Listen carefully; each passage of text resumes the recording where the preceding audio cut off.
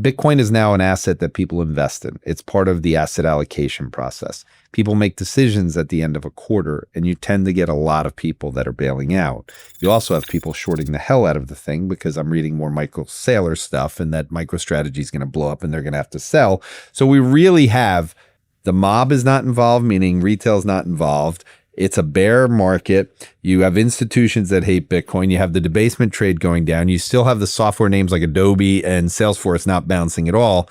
Bitcoin is just lumped in with a bunch of bad stuff right now. The crypto market has spent weeks testing investors' patience. Every rally has been met with another wave of selling. Bitcoin has struggled to regain sustained momentum, and sentiment has become increasingly divided.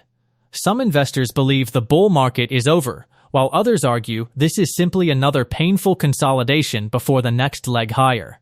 Unlike previous cycles dominated by retail speculation, today's market is being driven by institutional positioning, macroeconomic uncertainty, and complex portfolio management decisions that often have very little to do with Bitcoin itself. According to Jordi Visser, however, investors may be focusing on the wrong story.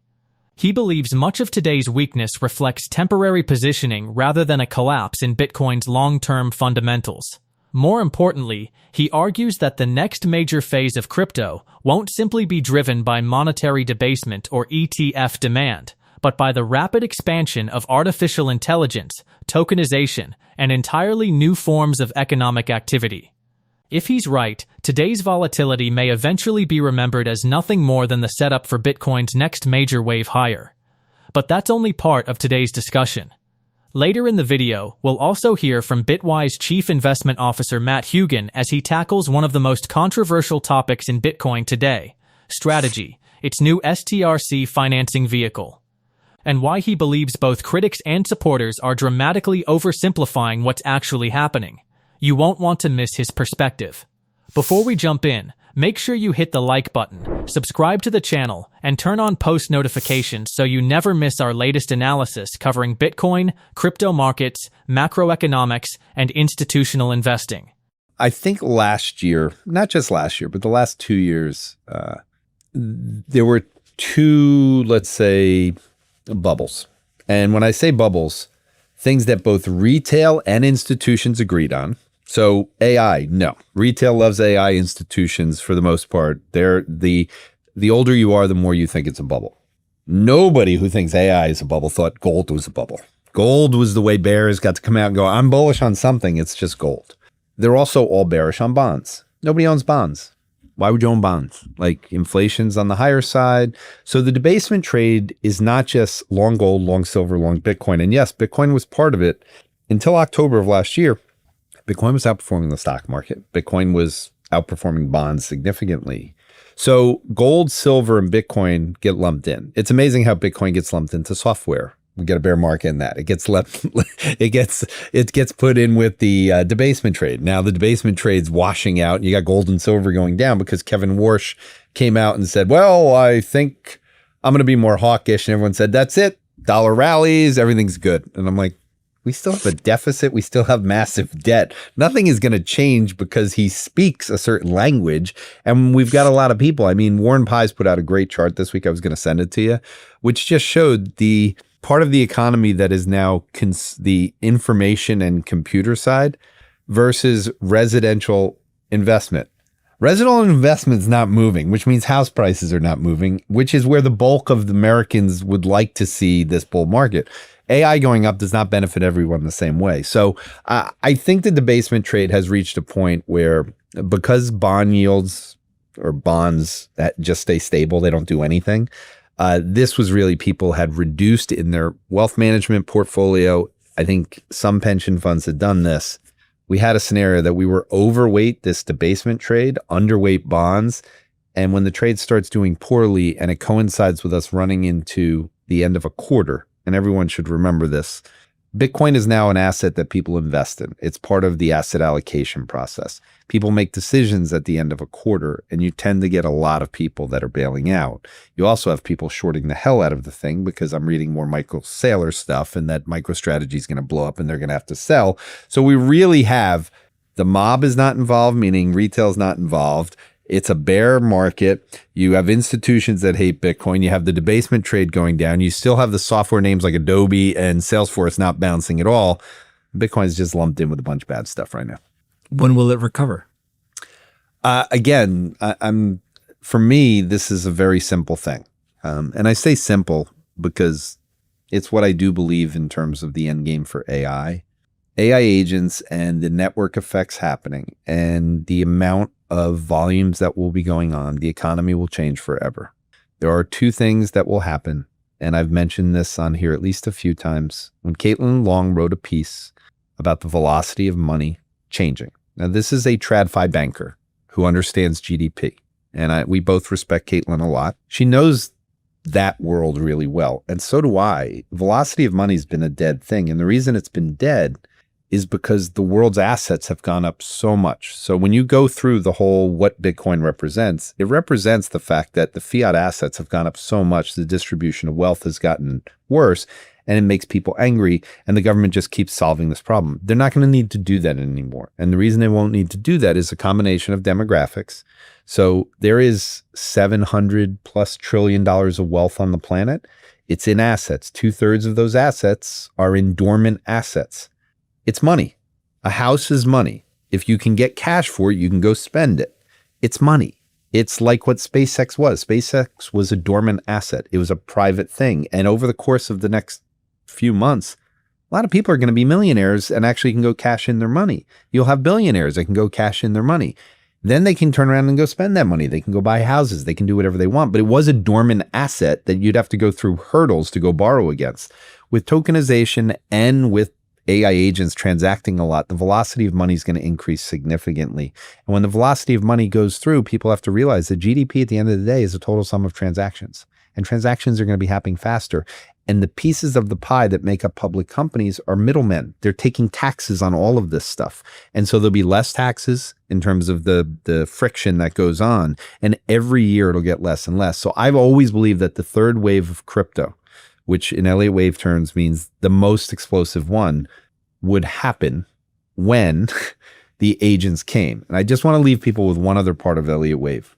If I'm right about that, and I believe AI is the durable part. So for those of you who are bearish AI, where Bitcoin is gone to me is if AI collapses, which to me is not going to happen. AI is a real thing. It's going to keep moving forward. AI agents are a real thing, and we'll just keep making progress. As that goes, for the end of the second wave, you need people believing that we're going back to the depths. Now, the depths of FTX and all of that, this is not that. There are real people buying real businesses at dirt cheap prices right now. And I know some of the same people you do that are involved in this. These are really good people that have built businesses before that see value in this because they see what the NFTs will be as a positive thing, the need for them, why the blockchain is necessary in a world of deep fakes.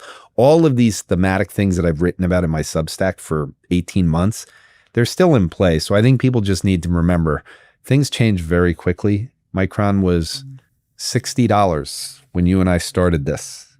It's now $1,200 and change. As institutional investors increasingly dominate Bitcoin's price action, another debate has taken over the community.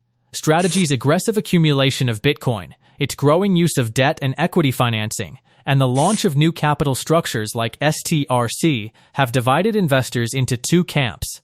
Some believe the company has created a sustainable blueprint for corporate Bitcoin ownership, while others warn that its financial engineering introduces unnecessary systemic risk and could eventually destabilize the market if conditions deteriorate. The conversation has become so polarized that every new announcement sparks another round of predictions about either inevitable collapse or unlimited upside. Matt Hougan believes both sides are missing the bigger picture.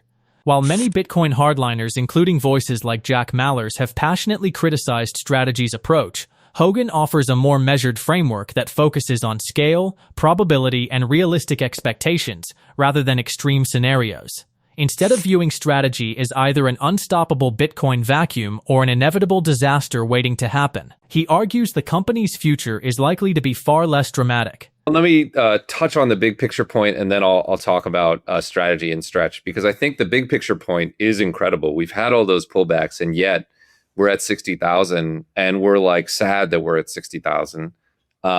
which is a remarkable place to be considering the entire journey. A thing I think about a lot, you mentioned this sort of immaculate conception of Bitcoin, is if you were going to like paint a scenario in your mind way back 20 years ago of how a digital store of value would come into the world and become, let's say, a third of the size of gold, you would have to imagine that it would be created and born and be extremely risky and volatile and be used by a very small community. And then over time, the value would have to increase and the volatility would have to come down.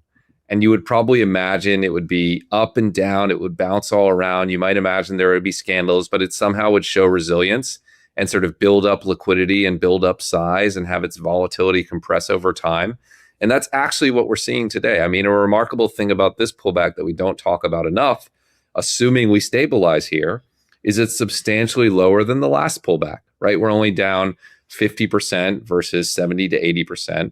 That actually, I know it doesn't feel like it, and there's no guarantee we've sort of hit the true bottom, but that actually is progress. The reverse of progress would be Bitcoin trading down to 25,000, right? That would be a bigger pullback than we had in the past. So I think it's following the journey of what needs to happen for a new store of value to emerge into the market.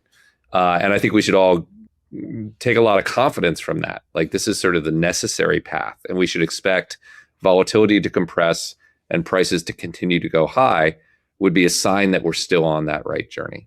Regarding strategy, my actual view on strategy is it's less interesting than everyone says. The problem people make when they look at strategy is they take everything to the most infinite extreme. Bitcoin, it's going to buy all the Bitcoin in the world. No. It's going to buy a lot of Bitcoin, and the amount of Bitcoin it buys over time is going to decline, and it's going to do a shape like this.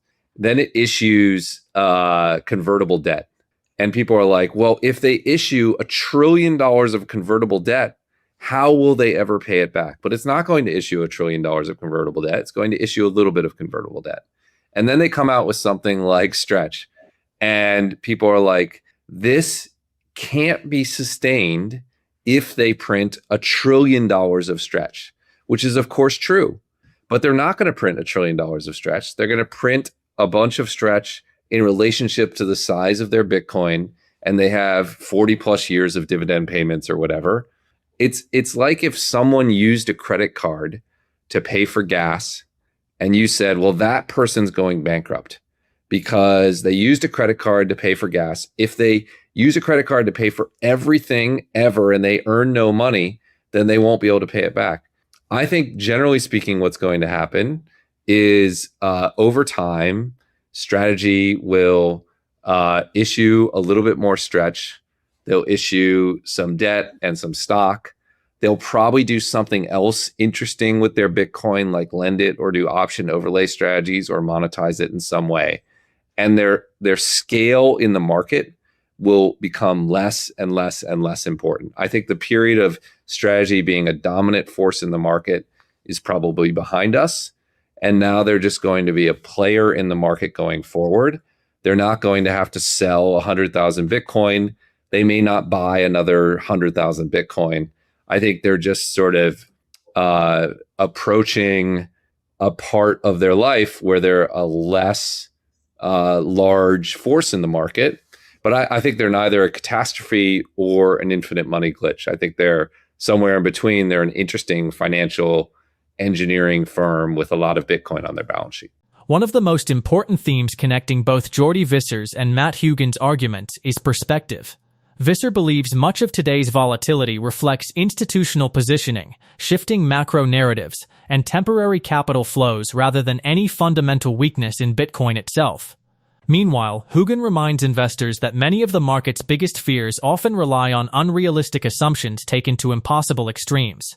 Together, their arguments suggest that short-term price action can sometimes distract from much larger structural trends that continue moving in Bitcoin's favor. Hougan also makes a broader point about Bitcoin's evolution. Every major cycle has produced new fears, new controversies, and new reasons why many believed Bitcoin couldn't survive. Yet over time, the asset has continued growing larger, more liquid, and increasingly integrated into the global financial system. If volatility gradually compresses while adoption continues expanding, that may actually be evidence that Bitcoin is maturing exactly as a global digital store of value should. Whether or not you agree with every prediction made by Visser or Hougan, both interviews highlight how dramatically the crypto market has changed. Institutional capital now plays a much larger role. Macroeconomic policy matters more than ever. And the financial products surrounding Bitcoin continue becoming increasingly sophisticated. Understanding those changes may prove just as important as watching the price chart itself. Thanks so much for watching. If you enjoyed this breakdown, don't forget to leave your thoughts in the comments below. Do you agree with Jordi Visser's long-term outlook? What do you make of Matt Hougan's views on strategy and STRC? We'd love to hear your perspective. Be sure to like the video, subscribe to the channel, turn on post notifications, and we'll see you in the next one.